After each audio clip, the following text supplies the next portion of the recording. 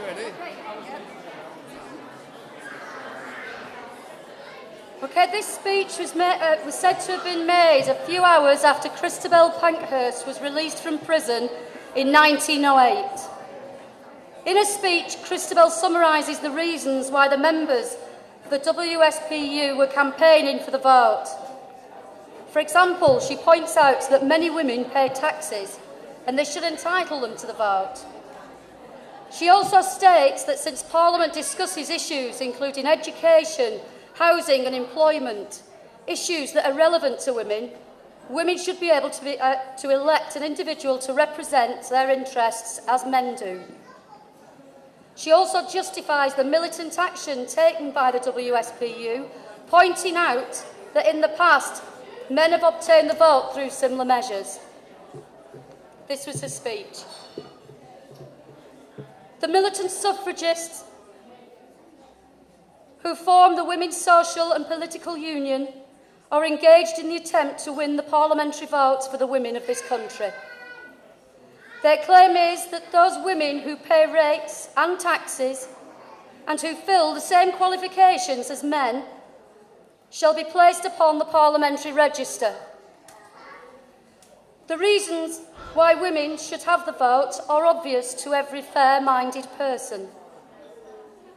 The British Constitution provides that taxation and representation shall go together. Therefore, women taxpayers are entitled to vote. Parliament views questions of vital interest to women such as education, housing and employment questions, and upon such matters, women wish to express their opinions at the ballot box. The honour and safety of the country are in the hands of Parliament.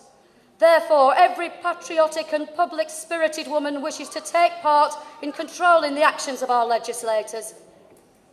For 40 years, this reasonable claim has been laid before Parliament in a quiet and patient manner.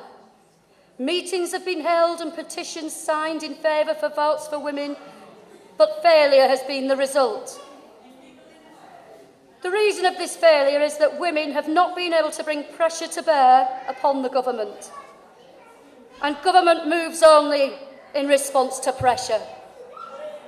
Men got the vote not by persuading, but by alarming the legislators. Similar vigorous measures must be adopted by women.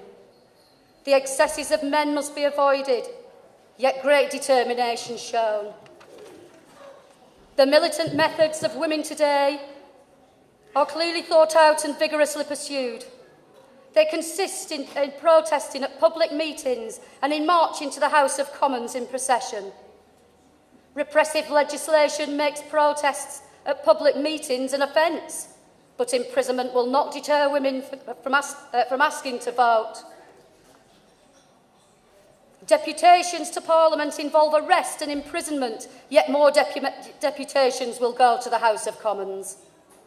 The present Liberal government profess to believe in democratic government, yet they refuse to carry out the principles in the case of women. They must be compelled by united and determined women's movement to do justice in this measure. Next session, we demand the enactment of the women's enfranchisement measures. We have waited too long for political justice. We refuse to wait any longer.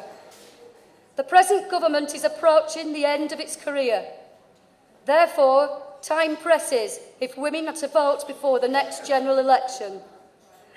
We are resolved that in 1909 must and shall be the political enfranchisement of British women.